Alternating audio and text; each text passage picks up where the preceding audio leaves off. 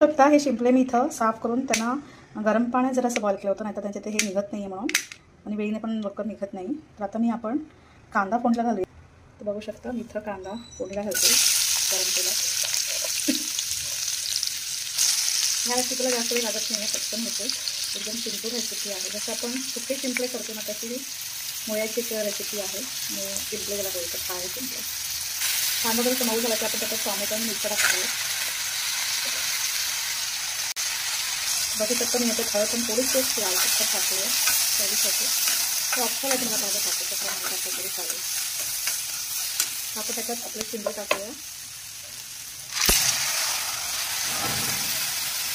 आणि स्वच्छ धुवून घेतले आहे. मीठ टाकते, मीठ आणि पाणी टाकते. तुम्हाला वाटण टाईप नसतं असेल तर आपण अशा प्रकारे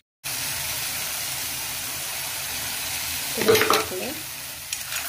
कम टाकणार आहे मी याच्यात, तर कोथिंबीर टाकायची. बघू शकता आपली ही रेसिपी एकदम तयार झालेली आहे. तुम्ही ट्राय करा, कशी जाते मला कमेंट बॉक्समध्ये करा.